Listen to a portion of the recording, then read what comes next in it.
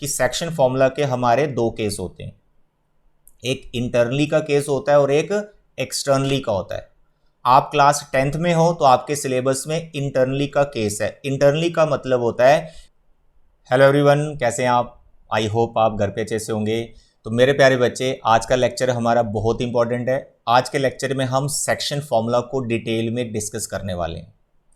ये जो बच्चे सेक्शन फॉर्मूला का हमारा टॉपिक है, इससे रिलेटेड कम से कम एक क्वेश्चन आपके एग्जाम में 101% पूछा जाता है सेक्शन फॉर्मूला से रिलेटेड, क्योंकि इस चैप्टर में जो मेन टॉपिक है that is the section formula.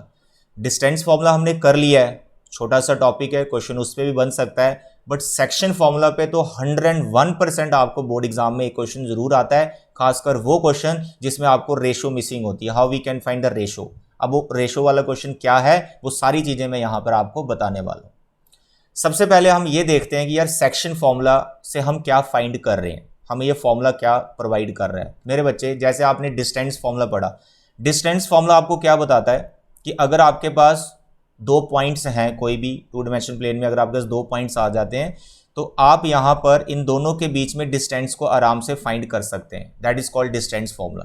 तो डिस्टेंस फॉर्मूला हमें दो पॉइंट्स के बीच में डिस्टेंस जल्दी से कैसे निकालना है वो सब बता देता है। सेक्शन फॉर्मूला क्या कर रहा है? सेक्शन फॉर्मूला ये कर रहा है कि चलो आपने डिस्टेंस निकाल लिया, डिस्टेंस हमने फाइंड कर लिया ए और बी के बीच में। अब एक नई कंडीशन डाल देगा। कंडीशन क्या है कि इस ए बी के ऊपर कोई पॉइंट मार्क कर देगा, let this point is P, और बोलेगा इसके कोऑर्डिनेट्स बताओ।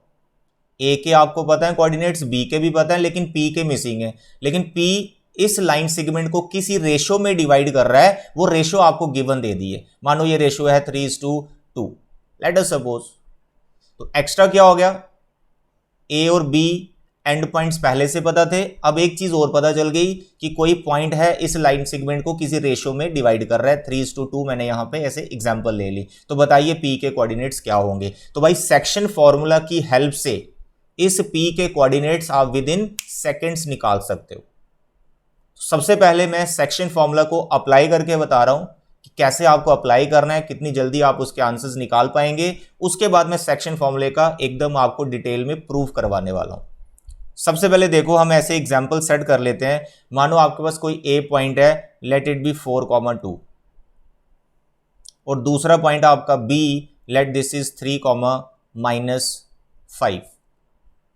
तो इन दोनों के बीच में डिस्टेंस तो आराम से निकाल सकते हो, डिस्टेंस फॉर्मूला हमने कर लिया, उसमें कोई दिक्कत नहीं।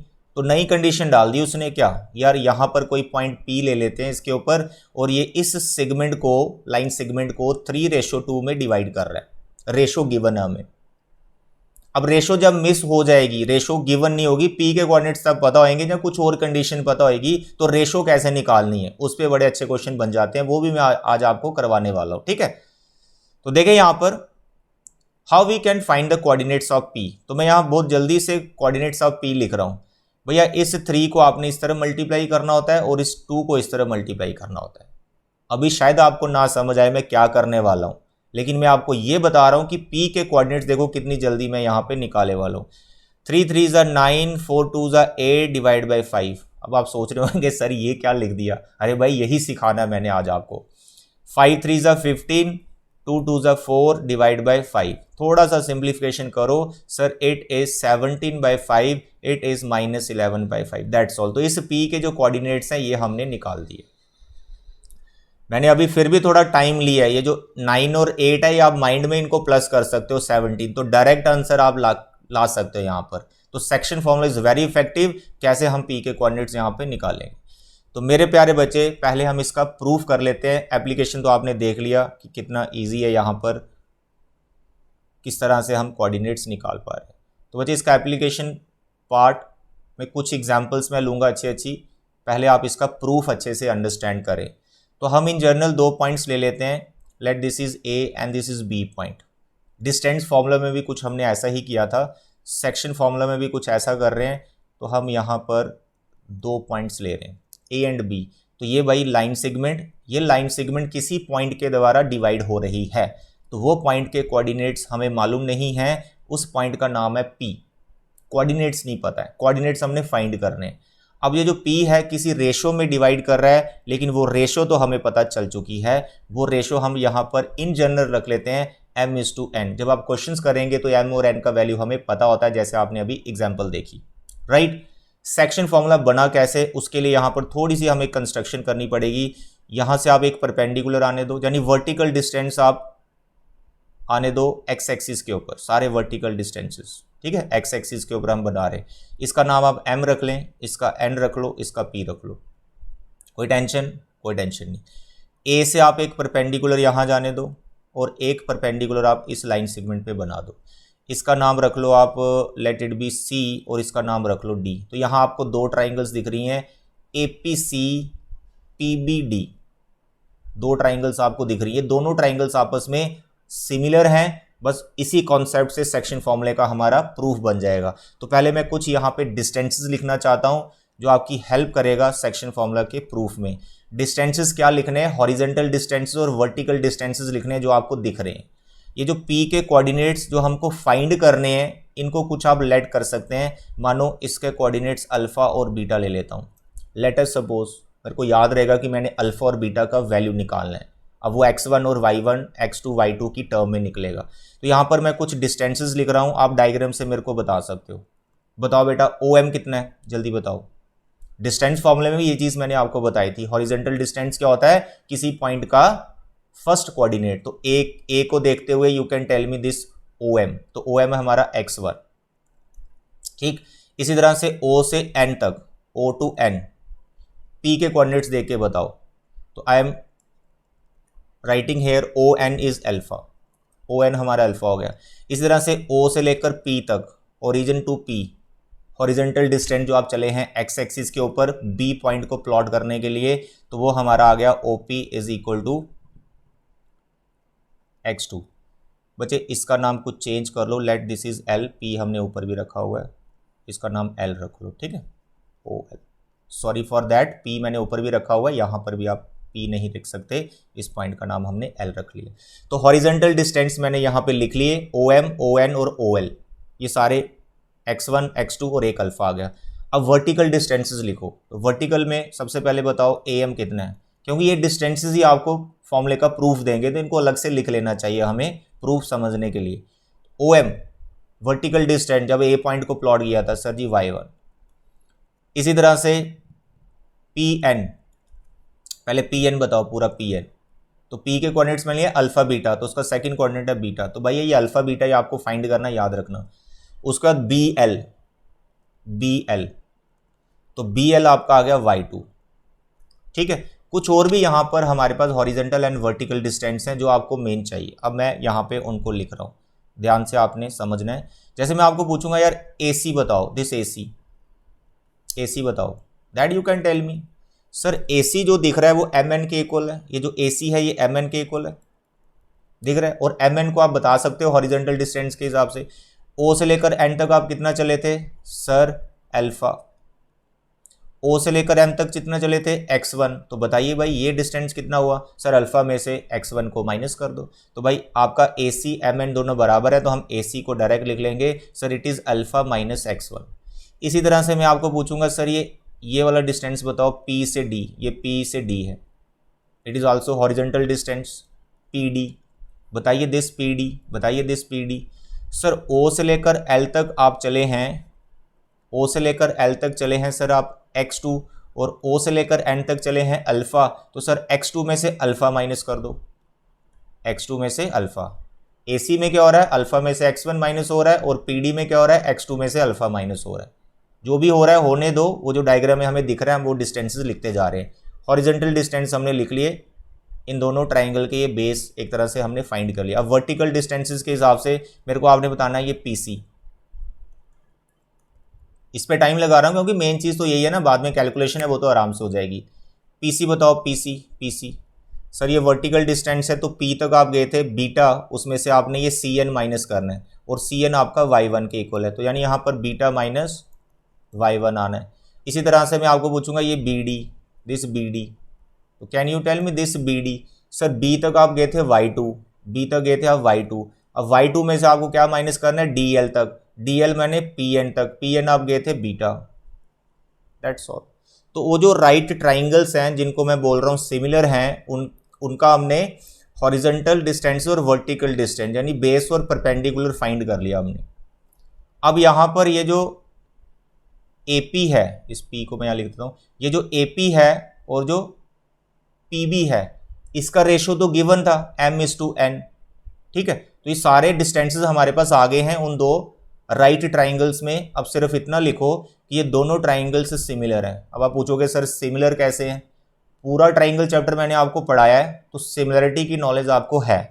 तो मैं यहाँ पे शॉर्ट में आपको बता दूंगा भाई ये वाला एंगल देखो, एंगल C और ये जो एंगल D, ये दोनों 90 डिग्री के एंगल हैं। तो angle C equal to angle D each 90 degree, और साथ में ये वाला जो एंगल A है और यहाँ पर जो एंगल P है ये दोनों भी इक्वल हैं कॉरस्पॉन्डिंग एंगल्स, क्योंकि ये दोनों लाइंस आपस में पैरेलल है तो ये ट्रांसवर्सल हो गई, तो ये दोनों एंगल्स भी इक्वल हैं, ठीक है। तो दो ट्राइंगल्स में दो एंगल्स कॉरस्पॉन्डिंग एंगल्स इक्वल हो गए, तो कौन सा क्राइटेरिया से आप इनको सिमिलर बोल सकते हो? By AA similarity. तो यहां दिखाने की जरूरत नहीं है, तो प्रूफ हम अंडरस्टैंड कर रहे हैं, प्रूफ कभी एग्जाम में पूछा भी नहीं जाता, सिर्फ ये समझने के लिए। तो you can write by AA similarity, by AA similarity triangle PCA, छोटी वाली PCA is similar to triangle, दूसरी छोटी वाली इट इज BDP। हो गए दोनों ट्राइंगल सिमिलर। अब जब ट्राइंगल्स सिमिलर होती हैं तो उनकी कॉरस्पॉन्डिंग साइड्स का रेशो सेम होता है, तो बस उसी रेशो में आओ, प्रूफ देखो कैसे बन जाएगा। तो मेरे प्यारे बच्चे सारी कॉरस्पॉन्डिंग साइड्स ले लो। PC upon BD is equal to PA upon BP is equal to CA upon DP, that you can write by the definition of similarity of triangles. अब मेरे प्यारे बच्चे यहाँ पर ये जो मैं डिस्टेंसेस निकाल रहा था वो इसलिए निकाल रहा था, यहाँ पर ये जो रेशोज आ गई हैं अब इसके अंदर सारे आपको डिस्टेंसेस ही दिख रहे हैं, सिर्फ आपको इनका यहाँ पे अब वैल्यू लिखना है। तो मैं यहाँ पे लिख रहा हूँ, ध्यान से समझो, सबका वैल्यू डाल दो, फिर इनको कंपेयर करके अल्फा बीटा पे ध्यान देना, आपको वो फाइंड करना है। वो जो फाइंड करोगे वो एक तरह से फॉर्मूला बन जाएगा। मेरे बच्चे PC बताओ, PC कहीं फाइंड किया था? यस सर PC है बीटा माइनस y1। क्या आपने BD फाइंड किया था? यस, ये रहा BD, it is y2 minus beta. क्या आपने PA लिखा है कहीं? PA बताओ सर PA, हाँ PA और BP, देखो ये PA है और ये BP है, तो इनका रेशो तो पहले से ही पता था, इनका रेशो तो पहले से ही पता था, दैट इज व्हाट, इनका रेशो है हमारा m/n। ओके, अब CA कहीं लिखा है मैंने? CA, यस सर CA आपने ये लिखा हुआ है अल्फा माइनस x1, ठीक है। और n और साथ में ये DP, यस सर DP भी आपने लिखा हुआ है x2 माइनस अल्फा। तो भाई ये देखो तीनों को हमने इक्वेट कर दिया है। अब आपने अल्फा बीटा निकालना है, mn की फॉर्म में निकलेगा, पहले आप इन दोनों को पकड़ो, इन दोनों को पकड़ो, यहाँ से बीटा निकल रहा है सेकंड कोऑर्डिनेट, और फिर आप बाद में इन दोनों को लोगे और यहाँ से आपका अल्फा निकल जाएगा, दैट्स ऑल। तो पहले मैं x वाली टर्म को लेता हूँ, ठीक है। I am writing here m/n is equal to, it is alpha minus x1 and here x2 minus alpha. From here you have to find alpha only, right? तो आपको फर्स्ट कोऑर्डिनेट मिल जाएगा। In the same way you can write m/n is equal to beta minus y1 divide by beta2 minus y2 minus beta, ठीक है, समझ आ गया ना आपको? तो ये वाला टर्म हमने एक ले लिया सेकंड कोऑर्डिनेट के लिए और ये वाले दोनों को इक्वल ले लिए, बस ये करना। अब यहां से अल्फा निकालो, ये क्लास 6 का क्वेश्चन होगा, छोटा सा क्रॉस मल्टीप्लाई करो एंड अल्फा फाइंड करो। देखो जल्दी से क्रॉस मल्टीप्लाई करेंगे, पहले इसको मैं यहां पे ले जाता हूं, it is n alpha minus n(x1) और इसको यहां ले आते हैं, it is m(x2) minus m alpha.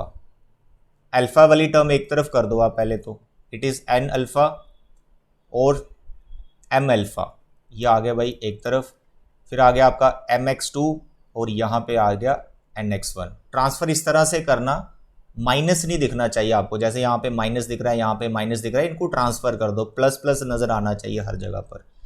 तो मेरे प्यारे बच्चे यहाँ से आप अल्फा कॉमन ले, तो पीछे बच रहा आपके पास m+n और यहाँ पे सेम रखना है जैसे आ गया, right. So can you tell me alpha now? Yes sir, it is mx2 plus nx1 divide by m+n। इसी तरह से मेरे बच्चे बीटा को यहाँ से फाइंड कर लो, इधर क्रॉस, तो it is N beta minus N Y one, here M Y two minus M beta. अब बीटा वाली टर्म एक तरफ रखो, सर एम बीटा इधर आ गया, एन बीटा पहले से था, sir M Y two, sir यहाँ पे आ गया N Y one. Can you tell me now beta? Yes sir. एक तो पहले यहाँ से बीटा ले लो कॉमन, अब यहाँ से you can find beta. So M Y two plus N Y one divide by M plus N. तो these are the coordinates of point P। तो मेरे प्यारे बच्चे इसी को हम बोलते हैं सेक्शन फॉर्मूला की हेल्प से हम कैसे P के कोऑर्डिनेट्स निकाल रहे हैं। ये फॉर्मूले की डेरिवेशन है, आपको ये एक्सप्रेशंस याद रखनी है। आपको देखने से हो सकता है ये लग रही है सर ये बहुत डिफिकल्ट लग रहा है, अरे बिल्कुल भी नहीं, बहुत ईजी है, अप्लाई करने में और भी मस्त है ये। देखो कैसे, पहले मैं कोऑर्डिनेट्स दोनों लिख लेता हूँ, mx2 nx1, नीचे रेशो का सम आ गया, यहाँ पर my2 प्लस ny1, नीचे रेशो का सम आ गया। This is what section formula, right. अब यहाँ पर इसको अप्लाई करने से पहले, सेक्शन फॉर्मूला को अप्लाई करने से पहले मैं एक चीज़ आपको ये बता दूं कि सेक्शन फॉर्मूला के हमारे दो केस होते हैं, एक इंटरनली का केस होता है और एक एक्सटर्नली का होता है। आप क्लास 10th में हो तो आपके सिलेबस में इंटरनली का केस है। इंटरनली का मतलब होता है कि जिस पॉइंट के आप कोऑर्डिनेट्स निकाल रहे हो वो ए बी के ऊपर ही बैठा हुआ है। यहाँ पर ए बी सेगमेंट को प्रोड्यूस करने की ज़रूरत नहीं है, ये इनसाइड द ए बी ही है, जैसे मैंने यहाँ पर ये डायग्राम में दिखा रहा हूँ। ये इस वक्त ये इंटरनली ए बी पे बैठा हुआ है। एक्सटर्नली का क्या मतलब होता है कि जब आप उस पी पॉइंट को ऑन द ए बी तो लोगे, ठीक है, बट ए बी को प्रोड्यूस करने के बाद फिर वो जाके पी के ऊपर बैठेगा। पी कहीं बाहर होता है, ए बी के आउटसाइड होता है, उसके ऊपर नहीं होता। तो इसको बोलते हैं इस टाइम पे ये पी ए बी को एक्सटर्नली डिवाइड कर रहा है। कैसे डिवाइड कर रहा है? एक्सटर्नली डिवाइड कर रहा है। तो इसके भी कोऑर्डिनेट्स निकाले जा सकते हैं by using section formula, but class 11th में डिटेल में पढ़ेंगे हम, कोई दिक्कत नहीं, ठीक है। चलिए, तो यहां पर दो केस होते हैं, इंटरनली एक्सटर्नली। हमारे सिलेबस में इंटरनली है, तो इससे रिलेटेड एक क्रॉलरी निकल के आ जाती है सेक्शन फॉर्मूला की, जिसे हम बोलते हैं मिड पॉइंट फॉर्मूला। वो क्या हो गया कि जब यार ये P मिड पॉइंट बन गया, तो जब P मिड पॉइंट बन गया तो इसका मतलब हो गया कि ये जो AP और BP पार्ट है ये दोनों सेम हुए, यानी जो m/n रेशो में बोल रहा हूं वो दोनों तो बराबर हो गए, m=n, ठीक है। तो m=n लेके देखेंगे उस सेक्शन फॉर्मूला के साथ क्या होगा। तो मेरे प्यारे बच्चे अभी अभी आपने देखा कि सेक्शन फॉर्मूला से जो कोऑर्डिनेट्स आए हैं वो ये आए हैं, mx2 nx1 divide by m plus n, और यहां पर आपका आ गया my2 ny1 divide by m plus n। This is section formula. तो if p is mid point, if p is what mid point of that line segment A B, तो उस time पे मैं बोल सकता हूं ना m=n है, जो रेशो है दोनों न्यूमरेटर डिनोमिनेटर उसके बराबर होंगे, p उसका मिड पॉइंट है, यानी ये वाला केस बन जाएगा। तो m और n इक्वल हैं, तो मैं इस फॉर्मूले में हर जगह m लिख देता हूं, यानी जहां n लिखा है वहां भी m लिख देता हूं, जहां फिर ऐसा कर लो जहां n लिखा है वहां m लिख लो, दैट इज योर चॉइस। तो ऐसा करके हम देखते हैं कि होता गया। तो मेरे बच्चे देखो यहां पर क्या होगा, हर जगह हम m लिख लेते हैं, तो जहां n है वहां मैंने m लिख लिया, यहां पर n है मैंने वहां m लिख दिया, यहां पे n है मैंने वहां पर m लिख दिया, जहां पर n है मैंने वहां m लिख दिया। सिंप्लीफाई करो क्या हो रहा है, सर ये तो m कॉमन आ गया ऊपर से, बिल्कुल आ गया कॉमन, और डिवाइड में ट्वाइस ऑफ m हो गया, it is m, twice of m हो गया। फिर यहाँ पे m common, it is y2 plus y1, sir नीचे भी ट्वाइस ऑफ m हो गया, सर m तो कैंसिल हो गया, अरे वाह क्या बात है। तो आपके सामने p के कोऑर्डिनेट्स का चेहरा क्या बन गया, अरे भाई ऐसा हो गया x1 plus x2 divide by 2, y1 plus y2 divide by 2। ये है सेक्शन फॉर्मूला। लेकिन अगर p मिड पॉइंट हो जाए तो भाई इसी फॉर्मूले को हम ऐसे समझते हैं और इसको बोलते हैं mid point formula, mid point formula. इसको मैं अप्लाई करके बताता हूं, सेक्शन को भी और मिड पॉइंट को भी।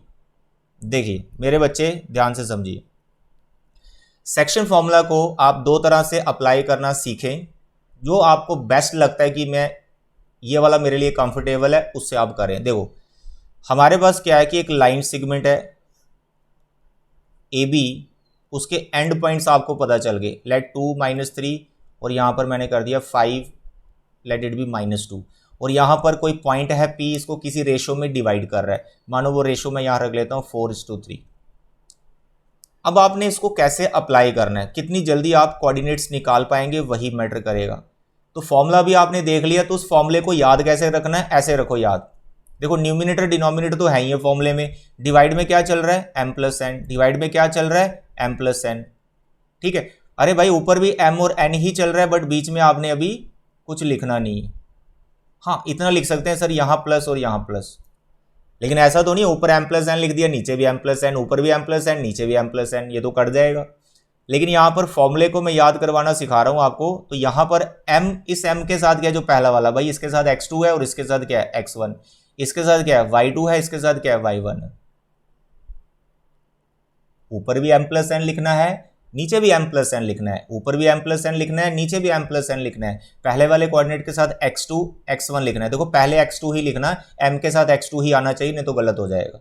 फिर यहाँ पर m के साथ y2 लिखना है और n के साथ y1 लिखना है। अगर ये आपको लिखना आ गया है तो अप्लाई करने में कोई दिक्कत नहीं, भाई ये आपका m है, ये आपका n है। तो देखो मैं कैसे लिखूंगा, यहाँ पर मैं 4+3 कर दूंगा और यहाँ पर भी 4+3 कर दूंगा, नीचे तो 7 बनेगा। ऊपर क्या है, ऊपर भी आपने 4-3 लिखना है, सर यहाँ पर 4-3 लिखना है, 4-3 लिखना है, सर यहाँ भी 4-3 लिखना है। बस ये सर इंटू कौन हो रहा है, सर इसके साथ x2 हो रहा है। तो अब आपको याद होना चाहिए ये x2 y2 था और ये वाला x1 y1 था।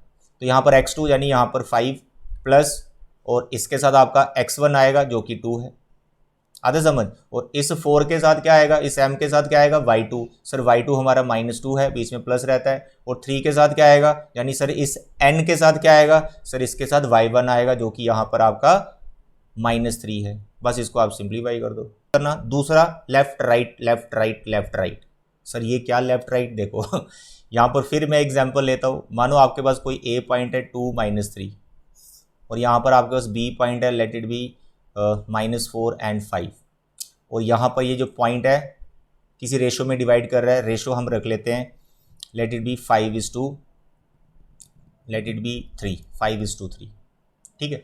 अब p के कोऑर्डिनेट्स में लिखने वाला हूँ।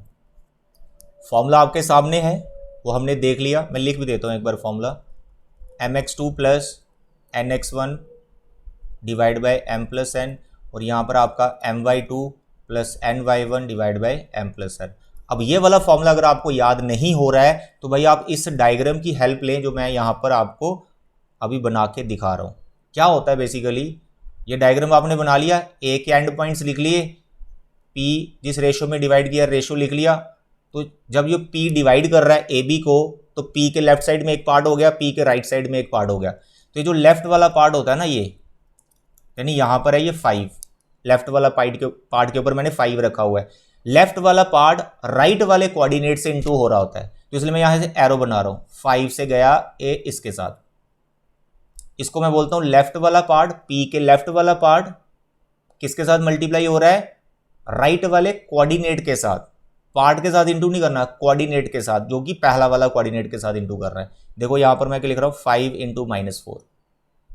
इसी तरह से फिर से करना है, राइट वाला पार्ट लेफ्ट वाले कोऑर्डिनेट से इंटू होगा, राइट वाला पार्ट जो कि पीबी है 3 लिखा है उसके ऊपर, ये इंटू होगा फर्स्ट कोऑर्डिनेट से, यानी राइट वाले लेफ्ट वाले कोऑर्डिनेट से।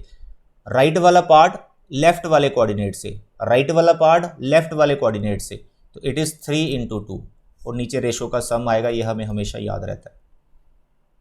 तो कैसे किया, left to right, right to left, part to coordinate, coordinate to part, ये याद रखना है। सेम चीज आपको दूसरे कोऑर्डिनेट के लिए भी करनी है, ये मैंने फर्स्ट कोऑर्डिनेट के लिए किया। अब आपका लेफ्ट वाला जो पार्ट 5 है ये इंटू होला राइट वाले सेकंड कोऑर्डिनेट के साथ जो कि 5 है, प्लस राइट वाला पार्ट जो कि 3 है ये लेफ्ट वाले कोऑर्डिनेट से इंटू होगा सेकंड वाले के साथ जो कि -3 है, और नीचे रेशो का सम 5 + 3।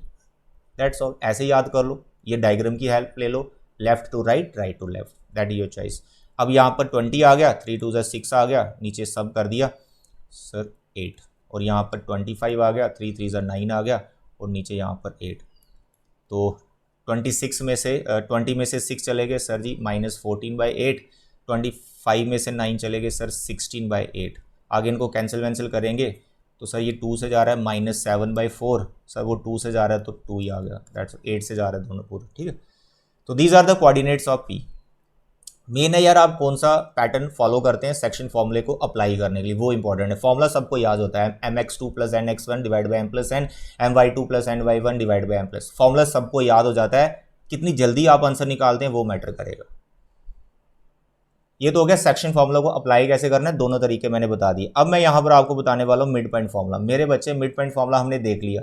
मानो अगर आपके पास a है x1 y1 और आपके पास b है x2 y2 और इसका मिड पॉइंट है p, तो भैया p के कोऑर्डिनेट्स का फॉर्मूला हमने क्या डिराइव किया, x1 + x2 divide by 2 y1 + y2 divide by 2, यानी फर्स्ट कोऑर्डिनेट का सम फर्स्ट कोऑर्डिनेट का सम डिवाइड बाई 2, सेकंड कोऑर्डिनेट का सम डिवाइड बाई 2, ठीक है। अब देखो इसको अप्लाई करते हैं। मेरे पास यहाँ पर a है 3 4 और b है 5 7। डायग्राम बनाने की मेरे को ज़रूरत नहीं है, आपको समझाने के लिए बना रहा हूँ। p मेरा मिड पॉइंट है, तो बताइए मिड पॉइंट के कोऑर्डिनेट्स। सर जी फर्स्ट का सम 3 5 का सम डिवाइड बाई 2 रहता है बीच में फॉर्मूले का, सेकंड का सम सर 4 और 7 का सम डिवाइड बाई 2। सिंप्लीफाई कर दो sir ji 8/2 that is 4 sir 11/2। तो this is what coordinates of mid point of this line segment. अगर आपको डायग्राम नहीं बनानी लेकिन कोऑर्डिनेट्स तो होंगे आपके सामने दिख रहे होंगे, मानो ये 5 7 है और दूसरा ले लेते हैं 8 और 9, तो what are the coordinates of mid point this A B. तो भैया आप डायरेक्ट लिख सकते हैं मिड पॉइंट के कोऑर्डिनेट्स, फर्स्ट को प्लस कर दो 5 8 13 13/2, सेकंड को प्लस करो 2 से डिवाइड कर दो सर 16 आएगा, 16 को 2 से किया 8 आएगा। तो this is what coordinates of mid point of A B. Section formula mid point formula यही चलेगा आपकी नेक्स्ट एक्सरसाइज 7.2 में। आधा समझ। तो बच्चे आज हमने क्या सीखा, सेक्शन फॉर्मूला का डेरिवेशन, मिड पॉइंट फॉर्मूला का डेरिवेशन, और हमने कुछ क्वेश्चंस किए how to apply section formula when the ratio is given, how to apply mid point formula when we know the P is a mid point. अब हम last question करेंगे जिसमें हम ये देखेंगे कि अगर वो रेशो मिस हो गई तो how we can find that ratio. उस टाइम पे आपको ये हेल्प होती है कि जो पी जो डिवाइड कर रहा है किसी रेशो में, उस पी के कोऑर्डिनेट्स गिवन होते हैं। तो यहाँ पर मैं आपको डायग्राम की हेल्प से समझाता हूँ कि मेरे पास एक लाइन सेगमेंट है ए बी, इसके मेरे एंड पॉइंट्स पता है। मैं आपकी बुक का ही एक क्वेश्चन लेता हूँ 7.2 का, ये क्वेश्चन नंबर 4 था, ठीक है। यहाँ पर मेरे पास ए है -3 10 और मेरे पास बी है 6 -8। इसको कोई पॉइंट डिवाइड कर रहा है, उसका रेशो मिसिंग हो गया, लेकिन इस पी के कोऑर्डिनेट्स पता चल गए और वो है -1 और 6। पहले हम पी के कोऑर्डिनेट्स निकाल रहे थे, अब वो हमें पता चल गए हैं, लेकिन रेशो मिस हो गई। तो कभी भी आपको क्वेश्चन आएगा फाइंड रेशो, तो भाई आपको रेशो पहले लेट कर लेनी है कि क्या रेशो होगी। तो आप लिखेंगे let the ratio be, let the ratio be. बहुत से बच्चे रेशो लेते हैं m/n, बच्चे ये रेशो आपको नहीं लेनी है, इससे टाइम ज़्यादा लगेगा। रेशो m/n नहीं लेना है, इससे टाइम ज़्यादा लगता है। आपको जो रेशो लेट करनी है वो लेनी है k/1। हम ये मान के चलेंगे p जो इसको डिवाइड कर रहा है, p के लेफ्ट साइड में सारे पार्ट और एक पार्ट आपका p के राइट साइड में, ऐसा हम मान के चलेंगे। k/1 ले लो, k/2 ले लो, k/3 ले लो, कोई दिक्कत नहीं है। k/1 से हमारी कैलकुलेशन बड़ी आसान हो जाती है, जो k की वैल्यू आती है वही रेशो बन जाती है। आप m/n लेके भी देख सकते हैं, मैं उससे भी आपको यही वाला सम करवा दूंगा। सेम सम m/n लेके ही करेंगे, पहले मैं k/1 से करवाऊंगा। तो मैंने रेशो क्या ले ली बेटा, k/1, ठीक है। रेशो खुद से लेट की। अब p के कोऑर्डिनेट्स भी निकालो सेक्शन फॉर्मूला से खुद से, जो कि k में निकलेंगे। तो मैं यहां पर लिखने वाला हूं coordinates of p I am writing by using section formula when the ratio is k/1। तो अभी आपने देखा कितने क्वेश्चंस में आपने अप्लाई किया सेक्शन फॉर्मूला, तो आप यहां भी अप्लाई कर सकते हैं। तो लेफ्ट वाला पार्ट राइट वाले कोऑर्डिनेट से it is 6k, this is right वाला पार्ट लेफ्ट वाले कोऑर्डिनेट से, तो इट इज 1 एंड -3, तो ये -3 आएगा। यहां पे रेशो का सम सेम प्रोसेस सेकंड कोऑर्डिनेट के साथ, तो आएगा आपका -8k एंड +10 और नीचे रेशो का sum. This is what coordinates of p in k, ठीक है। लेकिन p के कोऑर्डिनेट्स तो गिवन थे, क्या था -1 और 6, तो यू टेक -1 एंड 6, यानी ये वाले दोनों कोऑर्डिनेट्स आप इनके साथ अभी कंपेयर कर सकते हो। तो मेरे प्यारे बच्चे दोनों में से किसी एक को कंपेयर करो, दोनों की लेने की जरूरत नहीं होती है, दोनों से के का वैल्यू सेम ही आता है, दोनों को आपको नहीं लेना है, टाइम सेव करना है तो आप एक ही लो, बट कैलकुलेशन में एरर नहीं होना चाहिए। लेकिन अगर आपको लगे कि मेरी कैलकुलेशन में कुछ एरर हो रहा है, जब आप कॉन्फिडेंट नहीं है, तो भाई फिर दोनों लो, पहला वाला पार्ट -1 के इक्वल, दूसरा वाला 6 के इक्वल, दोनों को लो और वहां से के निकालो, हमेशा सेम आएगा। अगर डिफरेंट आ रहा है मैंने आपको कहीं पर कोई कैलकुलेशन में गलती कर दी आपने, ठीक है। तो मैं यहाँ पे फर्स्ट वाला पार्ट अभी फिलहाल ले रहा हूँ, 6 - 3 k + 1 किसके को लिया, -1, first coordinate equal to first coordinate, क्योंकि दोनों p के ही तो कोऑर्डिनेट्स हैं। Can you tell me k from here, yes, -k -1 cross multiply कर दिया, ये k बचे इधर आ गया, ये 7 के हो जाएगा, ये -3 उधर जाएगा, +3 बन जाएगा, यहाँ पे 2 आएगा, तो k का वैल्यू कितना आया, k का वैल्यू मेरे पास आ रहा है 2/7। तो बच्चे जो k का वैल्यू होता है वही रेशो होता है आपका 2:7, क्योंकि आपका रेशो है ना k:1, तो k आपका आया 2/7, तो 1 करेंगे तो वो 2/7 ही बना रहेगा, यानी रेशो तो 2/7 ही आएगी। तो ये बेस्ट वे है। अब इसी क्वेश्चन को मैं m/n से भी लेट करके देखता हूँ, आप देखें कि टाइम किस में ज़्यादा लग रहा है, आप वही रखें, तो k वाले में आपका कम ही लगेगा, मैं आपको करके बता रहा हूँ। मेरे प्यारे बच्चे आपके पास लाइन सेगमेंट थी AB, यहाँ पर P इसको डिवाइड कर रहा था, जिसके कोऑर्डिनेट्स थे -1 6 और A के कोऑर्डिनेट्स थे आपके पास -3 10 और यहाँ पे आपके पास B के कोऑर्डिनेट्स थे 6 - 8, ठीक है। तो आपका रेशो मिसिंग था, तो रेशो हमने इस बार क्या लिया, m/n, ये वाला इधर जाएगा, ये वाला इधर जाएगा, और आप P के कोऑर्डिनेट्स लिख पाएंगे, सर इट इज़ 6m, ठीक है, एंड प्लस इट इज 10 ना, यस इट इज 10n, और डिवाइड में रेशो का सम m/n, यहाँ पर भी आपके पास आ गया, it is -8m and it is sorry मैंने 10 लिख दिया, wait a minute, it is not 10, जल्दी में लिख दिया, sorry, it is -3, first coordinate के साथ इंटू कर रहे हैं, फर्स्ट कोऑर्डिनेट के साथ, इट इज फर्स्ट कोऑर्डिनेट पहले ना, फर्स्ट कोऑर्डिनेट, तो here I am writing -3n, और यहाँ पर आपके पास आ गया सेकंड -8m, अब आएगा 10, ठीक है, पहले नहीं आएगा, और नीचे रेशो का सम हो गया। कोऑर्डिनेट्स क्या है, -1 6, तो पहला वाला इसके साथ कंपेयर करो कंपेयर, 6m, इसमें k वगैरह नहीं फाइंड करना होता, इसमें क्या होता है कि आपको m/n ये बनाना होता है, तो यही रेशो होती है। अब वो बनाने में कई बार बच्चा टाइम ज़्यादा लगा देता है, क्योंकि m और n की आपको डिवीज़न बनानी है, तो बन जाएगी, उसमें कोई टेंशन नहीं है, बट थोड़ा सा टाइम एक्स्ट्रा लगेगा आपका। ऐसा कर दिया, अब 6m, m को एक तरफ ले आओ, कितना हो गया 7m, अब 3n को उधर ले गया मैं, तो ये प्लस इक्वल टू प्लस हो गया ना 3n, तो -n में से गया, इट इज़ 2n, तो हमें बनाना रेशो m/n, तो इस n को उठा के मैं इसके डिवाइड में ले गया और 7 को उठा के मैं इसके डिवाइड में ले आया, तो इट इज़ 2/7, तो रेशो तो बच्चे वही आएगी, रेशो वही आएगी। अब आप देख लो आपके लिए कौन सा कंफर्टेबल है, k:1 लेना है या फिर m:n लेना है। ओके डियर, तो ये था बच्चे रेशो वाला क्वेश्चन, जो कि काफ़ी इंपॉर्टेंट है, ये फ्रीक्वेंटली पूछा जाता है। तो आज के लेक्चर में मैक्सिमम मैंने सेक्शन फॉर्मूले की चीज़ें आपको बता दी हैं। अब आपका काम है इसके नोट्स अच्छे से बना लेना, प्रूफ को एक बार खुद भी समझ के कर लेना।